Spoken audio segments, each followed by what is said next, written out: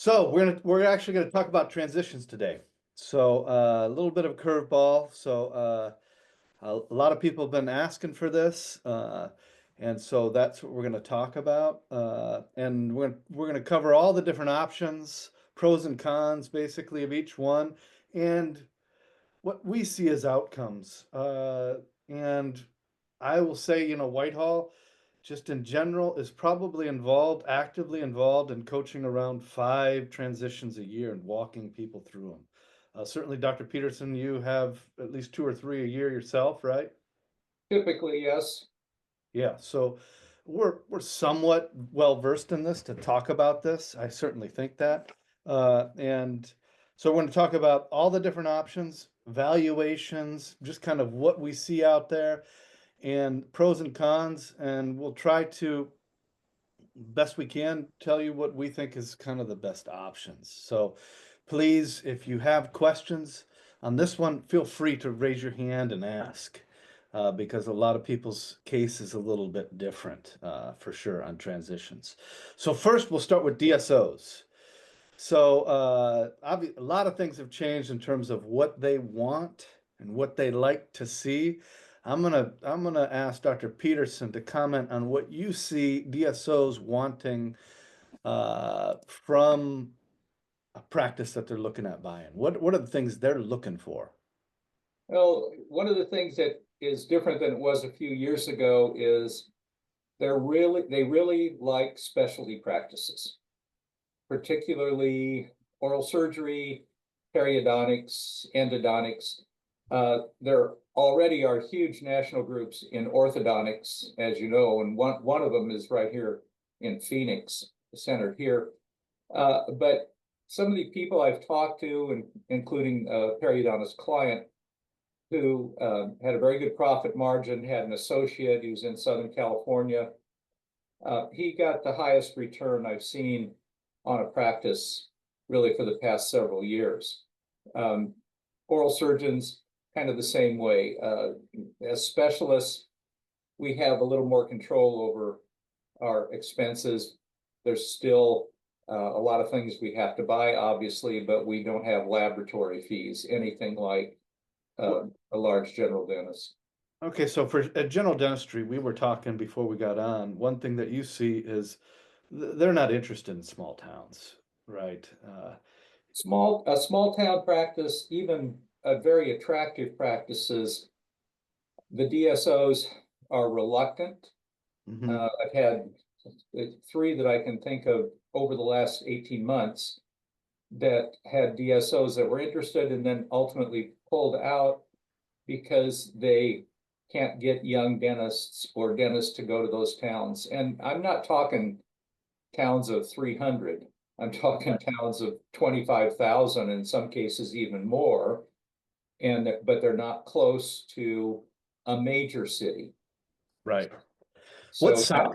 What size practices? Kind of what I'm seeing is they want practices kind of uh, approaching 2 million plus is what I see that they're looking for. Is that what you're seeing? What do you see there? for the bigger, more solid DSOs, yes. If you're not doing a couple million, they're not really interested. That's part of it. Of course, you have to have a favorable EBITDA, and you have to have systems that are functioning well. Uh, Many of them now are not going in and gutting all the existing systems to replace them with their own. They're actually working with the systems that are already in the office and are working successfully. So they've gotten smarter. Uh, So the bigger ones, the bigger DSOs, more established ones, they want the bigger practices. You'll find these new startup DSOs interested in practices doing 1 million, but what you're going to find is they're more likely to get down the road of negotiating with you and setting a fee for a price for the practice, and then last minute kind of do these switcheroos with you in terms of stock holdbacks, and playing little games with the value. Can be very frustrating dealing with kind of these new startup DSOs because they play these games right at the last minute. Well, even the bigger ones now They rarely do. pay full amount. I mean, mo almost all the deals now are for a cash upfront, which may be 50, 60, 70% at most. And then some kind of a joint venture amount, which can Right. be stock or which can be stock either in the whole group or stock just in your practice. But remember, those don't cash in until the next refinancing of the whole group. So that may or may not ever amount to anything. I was actually talking to one of the brokers that I know in Southern California, and he said in in deals like that, he will tell the seller, if you can get as much for your practice up front as you would have gotten selling it to just another dentist, and the rest is kind of risk, if you want to put it that way, then it's worth considering. But the days of 7, 8 times EBITDA are pretty much over. Some specialists are getting that, but general dentists typically are not. And a lot of it is because we have a shortage of dentists, especially dentists that can produce. Most dentists coming right out of school are not big producers. And how long do they want the owner doctor to stick around? I usually, right, it used to be 2 years. I see 5 years as kind of the norm right now. Is that what you're seeing too? I'm seeing a range 2 to 5. Yeah. It depends on how many dentists are in the practice. So if it's a practice with 4 dentists in it, Right. and then it depends on how big a producer, what percentage of the production comes from that one owner doctor. If the owner doctor produces as much as 2.5 or 3 other dentists, then they don't want to see that drop off. So they're going to be a little more persuasive about keeping you longer and then working to build up your production with the other people in practice. The other thing you snuck in there is EBITDA, the net profit of the practice. So Right. they're big on that. So and when they look at your practice, they're gonna want to see how much is left over after paying everybody, after paying associates, and seeing what's truly there. And if it's thin, you're kind of off the table. And DSOs right now, I think we started seeing cracks in the armor, I would say 4 or 5 years ago, where Yep. it was kind of like, hey, they're not that successful. You got all this money out there, obviously, that chased all these practices. Private equity came in, and almost with no oversight in terms of how they were spending the money. And we started to see failures, started seeing practices in trouble, and kind of this musical chairs in terms of selling to other DSOs, selling troubled assets. So it was a problem about 4 or 5 years ago that we spotted, and certainly you can see right now they're being much more selective. They're not paying out what they used to pay. It is what it is at this point as far as DSOs. And if you're not like Dr. Peterson said, if you're not in a big city or near a big city where you can easily attract associates, that option might be completely off the table. If your practice doesn't have 7 ops, maybe six is the kind of the bare minimum, but you'll be dealing with these startup, where a doctor just decides to go and start buying practices around them, and and you won't get obviously what you're looking for in terms of top value in Yeah, those. they call those roll-ups. Yeah, And what there are some people that actually go around the country trying to promote that and tell you how to make your practice more valuable and join our group. And all they're doing is trying to get a bunch of people to say, yeah, we're a group and a DSO, when in fact they don't have any systems that work that way. Uh, Legitimate DSOs are not interested in roll-up groups. And right. I've had some clients that were just had a discussion with smaller groups that were trying to get themselves established, mostly in Utah and California. And frankly, they were close to making a final offer on this one practice, but pulled out because they couldn't find dentists. They had people, they were based out of Utah and they were in California also, but they didn't have enough dentists to even man the offices that they owned. Uh, so they had to drop out of it because they were flying people over 2 days a week to work in one office in California and then flying them around. If you don't have the manpower, you're not going to have a successful business there. And it's difficult to find associates, as probably all of you know. And young dentists right out of school, there are some good ones that come out, I mean, that have good attitudes and can produce well, and within a year or so, they're really doing fine. But honestly, I would say 50%, maybe not even that high. No, yeah. If you're very selective, it's 50% will If make you it. really, yeah, if you've really been Yeah, picky, it's yeah. it's still 50%. So yeah, so that's the DSO route. You kind of have to like set your practice up for that. And you're still gonna have to stick around, and you're really not gonna get that much more than a traditional sale, really. So it's, in my opinion, it's really not a great option for most of our dentists. So so that's the DSO route. We certainly can talk a little bit more about that if people have questions, but I wanted to touch into evaluations, how to value your practice, what is a good. There's many rules of thumb, and that's what I'm going to talk about. Is a starting point is probably around 60-65%. Like, okay, uh, start at 60-65%, and you can increase it if the practice has great new patient flow, high amounts of hygiene, traffic, you're in a great demanded area, meaning a big city, it starts to move it from 65 to 67. As you start getting these things checked off your list, it's growing in leaps and bounds. Maybe you have an associate in there already. Uh, the building is nice, the equipment is great, and you're doing just bread and butter dentistry, nothing complicated, and all of a sudden it starts lifting the value of the practice. And right now, what we are struggling with is used to be the starting point was more like at 70%.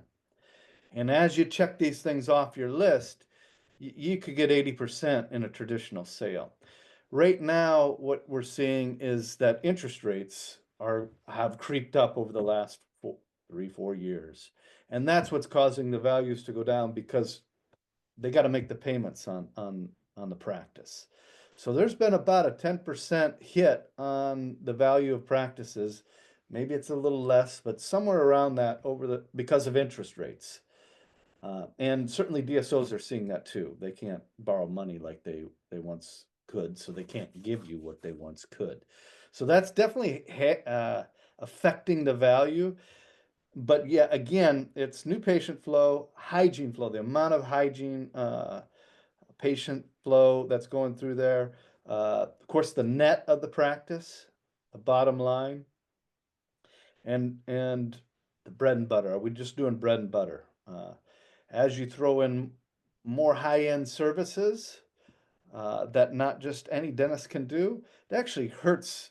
Maybe not the value, like potentially could, but it hurts the ability to sell it. We've had practices where, they're doing a lot of TMJ work or something very unique, where it's almost unsaleable uh, because of that. So as you get into real specialized procedures, it really can make it difficult to sell. So if you're doing a lot of your own endo, you're doing a lot of implant stuff, it becomes tougher and tougher to sell because fewer and fewer dentists qualify for that. So keep that in mind when you're looking at how to value your practice. It actually works against you a little bit. Again, smaller towns, smaller, uh, away from big cities, you're going to push down the value to, I would say, probably on the lower end, it can go to 50% of of gross collections the year before. So when I say percentage, all you guys probably know that, but I'll just clarify. It's percentage of last year's collections. So if you did 1 million, 65% would be 650,000. Okay. So if you're in some small town, I think Dr. Peterson, we were just talking about this case you just had, they're doing great, but they're just in a really small town in the middle of nowhere, and they got around 50% because of it. So keep that also in mind as you think about your value. Also, anytime a practice is shrinking, that is the death nail. It can, if it's shrinking at any kind of clip, it can almost be unsaleable at that point. And I want to warn people about this because as doctors get closer to wanting to sell, obviously their energy and willingness to want to do a bunch of dentistry and interest in it all kinds tends to fade just naturally. And so it's not uncommon that the practice just drifts anyways, backwards on you, production wise. So it definitely works against the value if you're going backwards and to the point where it's almost, it can be unsaleable. So you got to be really careful that as you approach a date in terms of when you want to be out, that you don't uh, that you don't put it in cruise control. Okay, so those are kind of some rule of thumbs. Dr. Peterson, you got any tidbits as far as how you see valuing practices and simple, you know? Uh, Well, there's a lot of, first of all, there's a lot of ways to value a practice. And actually, the ADA has a pretty good book that they published on this some years ago, and they update it. But whichever system the appraiser uses, every one of them has a fudge factor. So, there's a lot of set things you can look at: the value of your equipment, the value of your receivables, which is typically a secondary transaction, number of patients, number of active patients. Those are all important, but there's always a fudge factor in there, and it can be 20% or more. So um, you need to have an appraisal, and if you think you're interested in DSO, there are companies that will give you solid appraisals. I mean, I'm amazed at the depth that they go to. But they'll also tell you if they think your office is something a major DSO is interested in or not. So if it's a major DSO, I've had some people that had good experiences, but I had one that sold in Fort Worth, major city, doing a little over 2 million a year. Had one associate, one doctor that had been there for 35 years or so. And actually he was purchased by Heartland, but he received roughly 120% of last year's collections. And he got 90% of it up front, which was better than I thought he was going to get. So that was terrific. And then he was also able to negotiate a percentage of hygiene production, and then he also took some stock options in it. But that was right before COVID. So that's been in right about 2000. I don't think he'd get that same deal today, because he had a five chair office, which is about minimal. Most of the time they want 6 or 7 or even more. So that's the top end. Now, I've seen offices in very nice communities, including areas in Northern California that are inland a little bit, and in the mountains, 20 to 25,000 people, names of towns you've heard of, beautiful communities. And the retiring doctors, in some cases, could not sell their practice at all. One sold it to a young doctor that came to town, sold his for less than 200,000. So it's a very regionalized phenomenon. But the thing that's kind of in common is you got to be less than an hour away from a major airport. I mean, that seems to be a big deal, or a metropolitan area. The days though of getting multiples for the number or for your practice, multiples of your last year's collection, I haven't seen that for a long time. Be cautious though, if you ever are approached by a smaller group, typically some dentists, not always, sometimes just some investors that are going to put together a group. Be sure that they have the money, and be sure you get as much as you can up front, because well, right here in town, Wes, we had an experience with a client not too long ago, maybe a couple of years ago, who sold to a group that then went bankrupt, and they had what, 4 offices in town, and they lost everything. They took too much on leverage. They ended up with nothing. Said start all over. So there's disaster stories too, and you just need to be very cautious. But money up front. I'll give you one other horror story, and this, Wes, is a client that you'll remember from Kentucky that had worked with Whitehall for a long time. I worked with him the last couple of years he was with us. 3 associates, very productive office, very profitable. He had a group that was out of Nashville that wanted to buy his practice, and they had said that they had done this before and rolled them up, and anyway, sold them again. But he absolutely would not sell unless he got all his money up front. And they argued back and forth, and ultimately he did. He got it. They paid him the full amount up front. At that point, he was only working a day a week, so he was not a major factor in production. And of course, as soon as the transaction took place, they no longer wanted our services. So that's often what happens, of course, in a transaction. But about 8 or 9 months later, his clinical administrator that I'd worked with called me up and kind of surprised me out of the blue. And she said, hello. And I said, well, what's going on? She said, well, I wanted to see if you'd be interested in what's happened to the practice. I said, yeah, I'm all ears.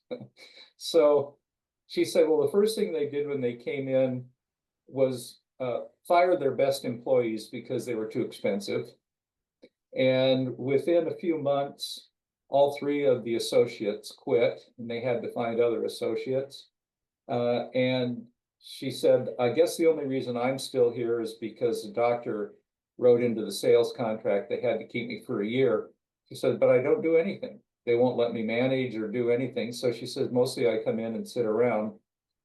And I said, well, how's the business? And she said, well, we're just a little under 50% of where we were when we sold.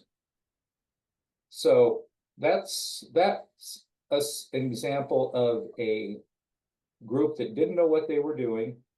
I don't even know if they had a dentist involved in it. It was a group of business people out of Nashville that decided dentistry was a big money maker. But from the dentist point of view, he did okay, but only because he stood his ground and would not sell unless he got 100%.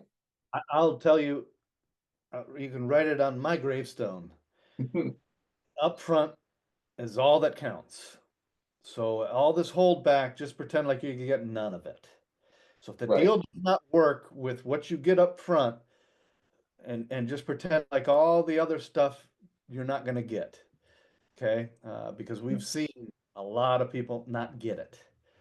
So, but we have That's some people exactly that right. get it, you know what I mean? But you cannot count on it. Okay, so do not count on it. And I also see a lot of these groups, these smaller groups, kind of blowing smoke about what they're going to pay you. And when they first sit down and start talking to you, they will tell you big numbers, but at the 11th hour, they'll either pull the plug on the deal completely, or they'll throw you stock and all these goofy kind of things, and you'll have wasted months and months with them. So Yeah, that's what's up. I agree, Wes. If you can't get from a DSO or a group upfront as much as you would get just from making a sale to another dentist, don't do it. Yeah. Because worst case scenario, you'll never see another penny.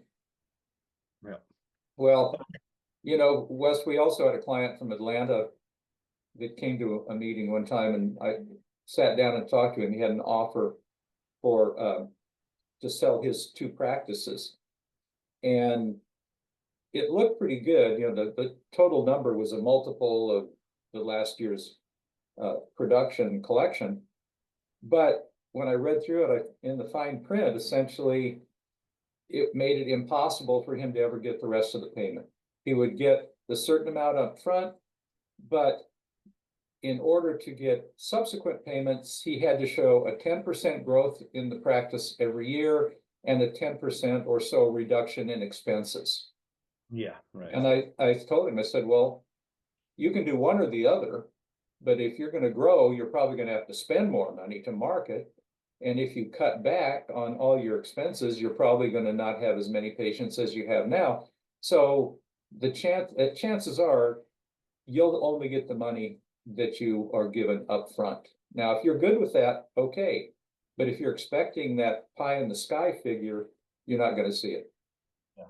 All right. So brokers, Dr. Peterson, obviously some of our people use brokers and some of them, and we'll talk about both options where you bring on an associate. But first, comment on brokers. How much do they typically take? It's like 10%, 7%. I think some are. Most recently I've seen is 8%, and it depends on how involved they're going to be.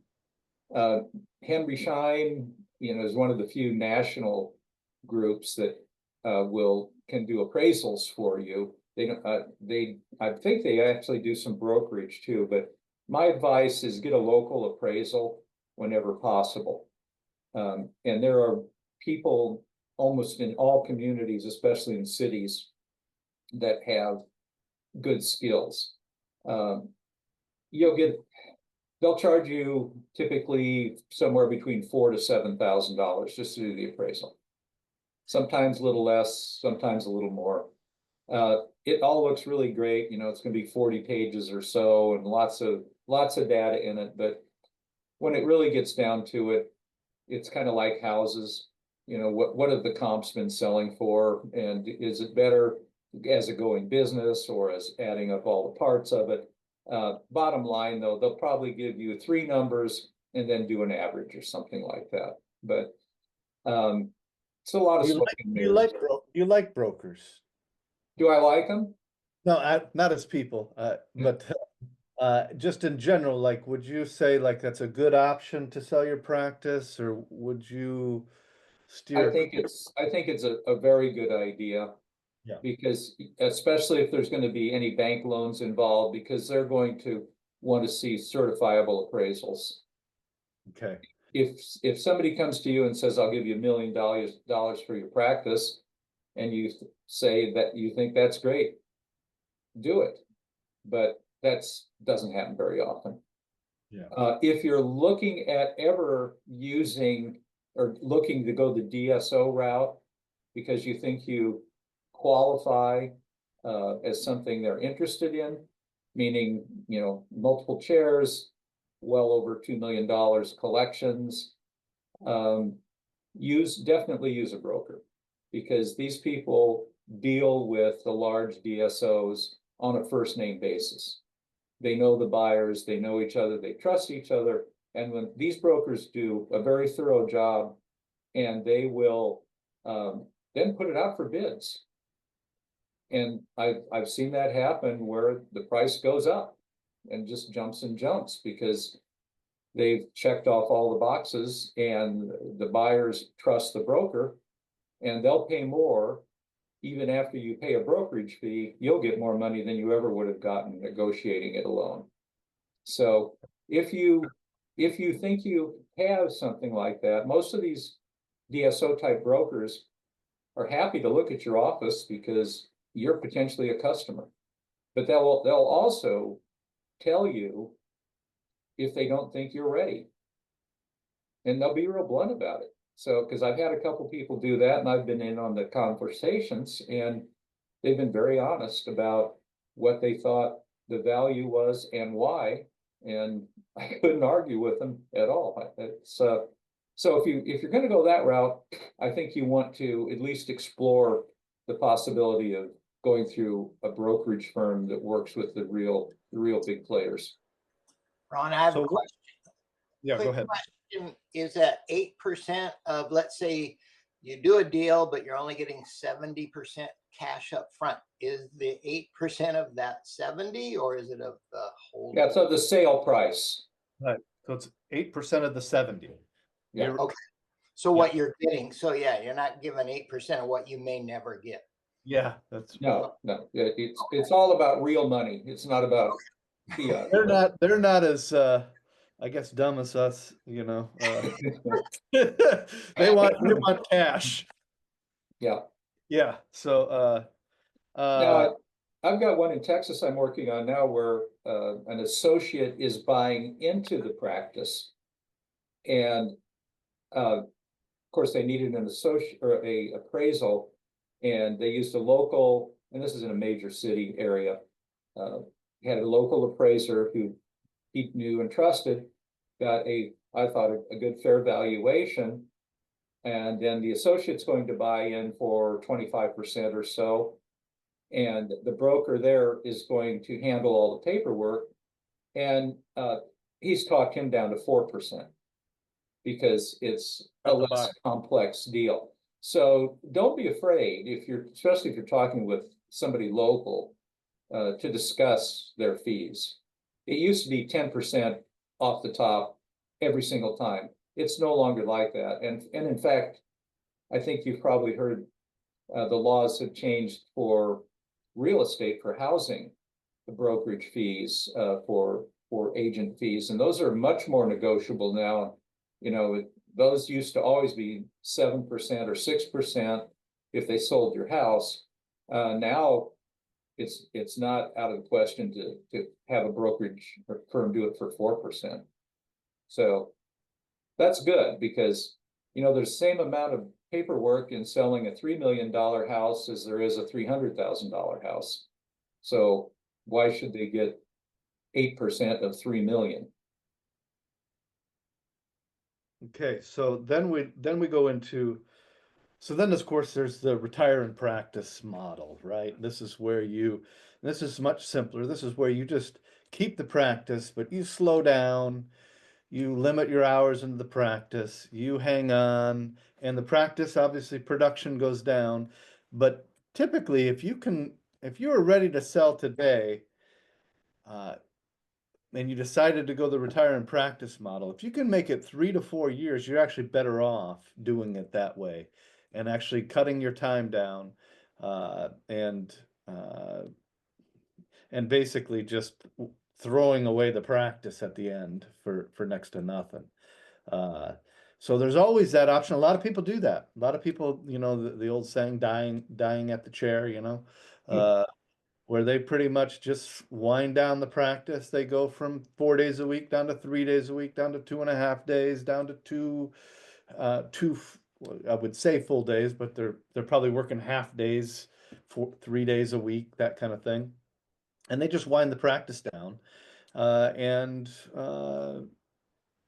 yeah, so we have a lot of people do that. They take longer vacations, all that kind of stuff, but they're able to take enough net revenue out of the practice over the years that they actually come out a little better than just having sold it. Yeah. So that's definitely an option. Yeah, go ahead. I want to thank Whitehall for that. Many years ago, probably 20 plus years ago, I heard about the retire and practice. And to me, that just sounded like, well, that's what I want to do because I just do a work less plan. So I work till 1 each day. So I'm first when they're in the morning at 7 and they all get there by 8. And then 9 to 1, I see patients in my one chair. But then at 1, everybody goes to lunch. So do I, but I don't come back till the next day. So I have 2 associates, 3 hygienists. So we've actually grown over those years just because I have time every morning from 7 to 9 to do all the business stuff. So that stuff gets all handled before I even see my first patient. And then at 1 o'clock, yeah, and they see my gray hair, so they let me go. They don't give me a hard time of not coming back till the next day. But I don't see myself ever probably not working some because it's just too easy. we're gonna get into that model, so that's a little bit of a blend, you know? So a classic retire and practice is where you don't have associates and you just kind of work half days, you know, but you last 5, 6 years that way because you're not working yourself to death. So that's definitely an option. I have a lot of people do that.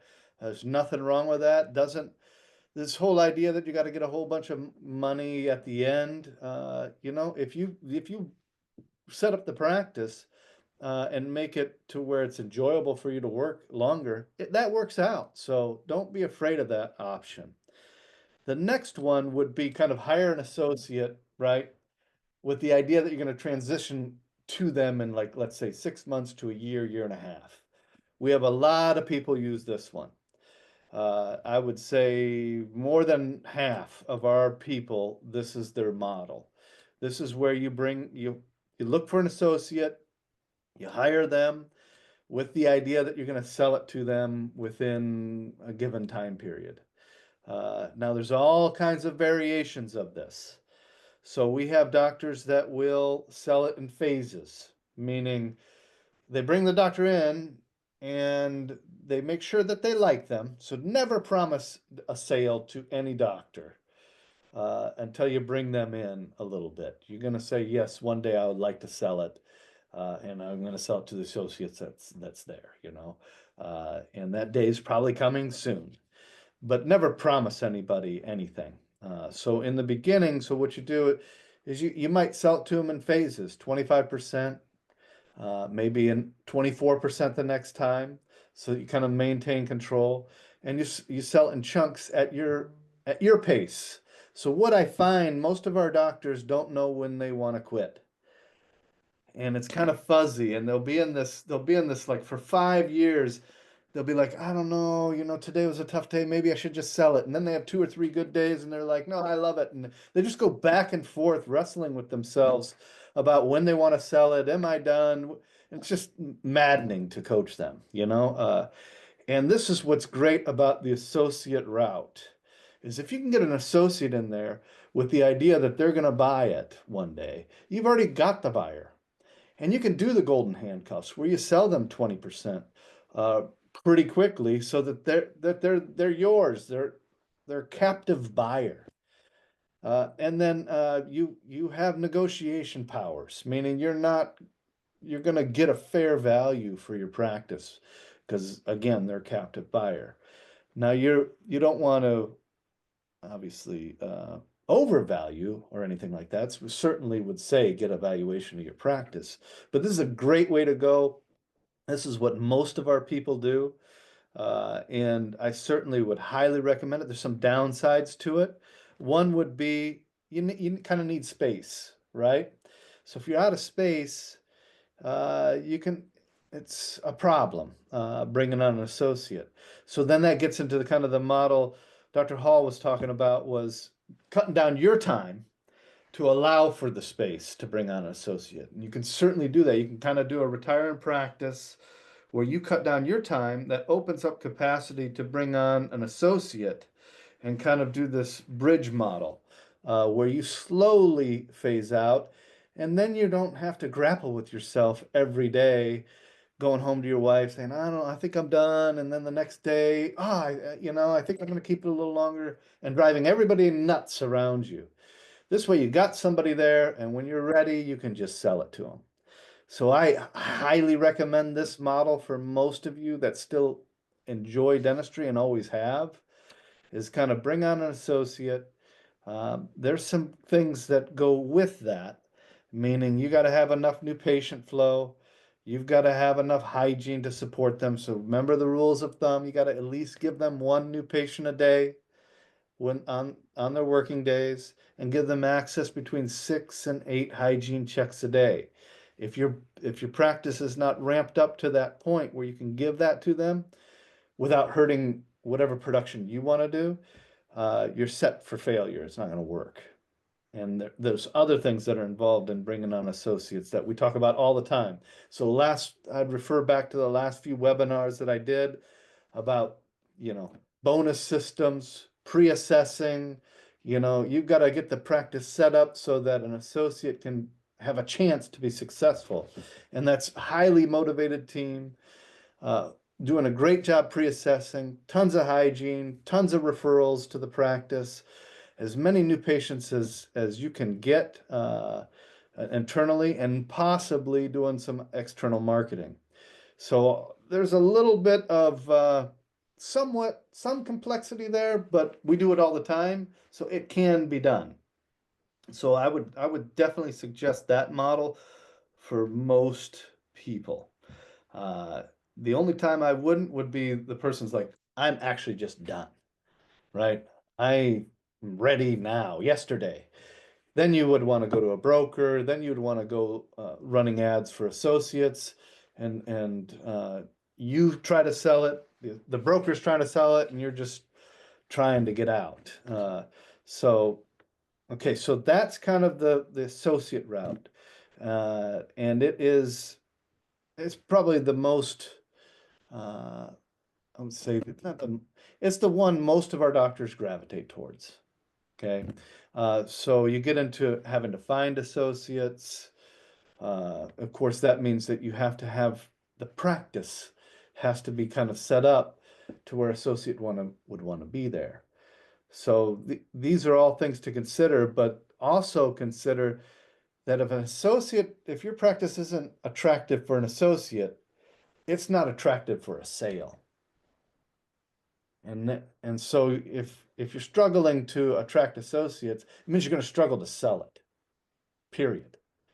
So keep that in mind, and you can strategically set your practice up so that it is attractive for an associate, so that it is attractive for a sale. It takes about a year to 2 years to kind of morph the practice if you're behind the curve there. So keep that in mind. And you'd want to have a little guidance. So I definitely would talk to us. You don't have to join coaching or anything like that, but just do an initial call with one of us to just tell you what you're missing and what you need to focus on to get your practice ready for an associate or a sale. Okay, to make it attractive. Uh, so then that gets into sell it slowly. I think that that makes a lot of sense for most of our doctors to just sell it slowly. Don't set timelines up like mandatory timelines.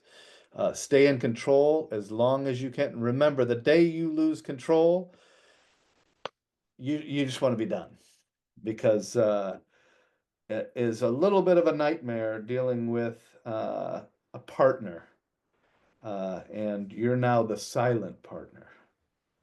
So you want to have control, okay? The other thing that I will say about this process, this is why I say do not promise a sale or negotiate a sale when you just hire an associate, because you might not like them. They might have all these big ideas and be super nosy on and aggressive in terms of all the decisions that are being made about the practice. And this is not the type of person that you want to sell the practice to in phases. So you want to work with this doctor for 6 months to a year, kind of vet them, vet their personality, and how aggressively interested are they in all these little details about what we're doing as a practice. Because what you don't want in this scenario is somebody who is got a lot of big ideas. And you want to avoid that person like the plague. If you're going to sell it in phases, if you're just going to sell and walk away, that's fine. But if you're going to sell it in little chunks, definitely vet them a little bit over time. Okay. All right. So the last one is kind of this AWOL. So Dr. Hall is kind of in that zone where he's almost doing AWOL. For those of you who don't know what AWOL is, that's obviously it's a military term, absent without leave. This is where the doctor sets up a practice like a DSO, meaning it's set up to make money whether you're there or not. And you've got associates, and you basically set it up like a DSO. You got associates working there.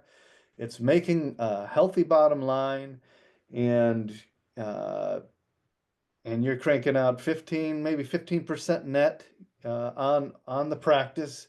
year over year, and you've got 2 or 3 associates working for you. And so when you go this associate route that I'm talking about, there's kind of this decision point. Do I sell it to them or do I keep it and maintain ownership? Uh, and so a lot of people will just maintain ownership and maybe sell little pieces of it and kind of go this AWOL route where they're hardly working. So I have a doctor that's doing this right now currently. Just now, this last 6 months, no dentistry.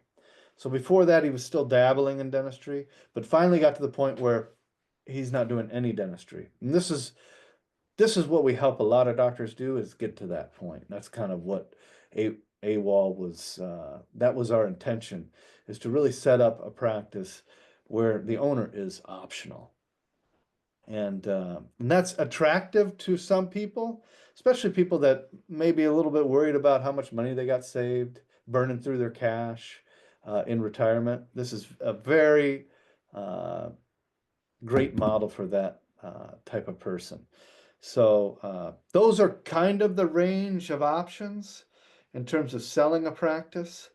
Um, and I'll tell you, as you go the associate route, this is kind of where Whitehall usually steps in and tries to help you through it, because there are landmines. As we discussed from previous recordings, bringing on associates, it's filled with mistakes that people can make, and they can be quite costly mistakes. And so I certainly wouldn't go into it trying to invent the wheel. Get a little guidance, and you don't even need usually that much. And I certainly, if you decide to go the associate route, working with either Dr. Peterson or myself for 3 months or something like that, as you bring on an associate, I think is probably a smart idea. So, all right. Any questions? What we talked about, Dr. Peterson, you got any last little points that maybe Yeah, couple little comments. When you're looking at this in your practice and what you're going to do, remember what your health condition is, what your age is, because one day you're fine and the next day you're not. And believe me, that's happened to me and several of my clients too.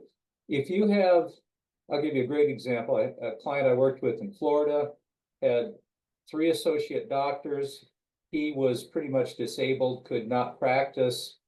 In that case, I urged him to bring in an equity partner, but he decided not to, because when you have an equity partner, they're able to see all your books, of course. So you can't buy things at Costco for the, you can't live through your business when you've got partners. Everything has to be legit and upfront.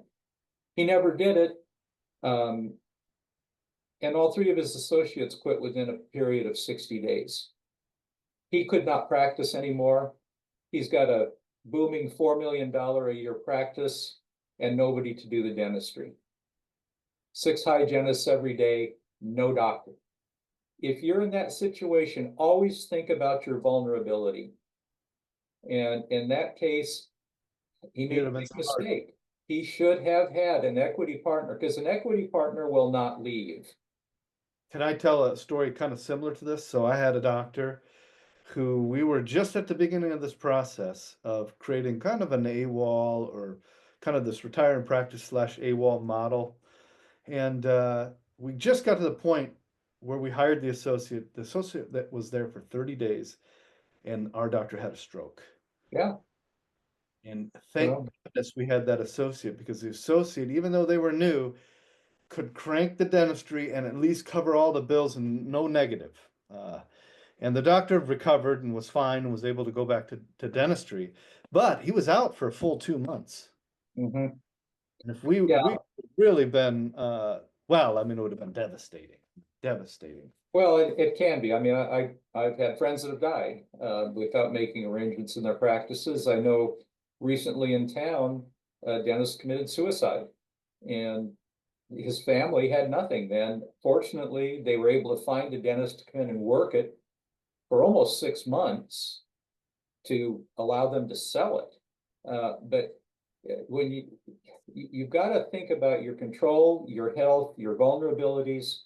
And sometimes you just can't think of them all, but when you have a big enough practice and you have limited ability to come in, if you had to come in and have somebody rescue it, essentially, you should have an equity partner.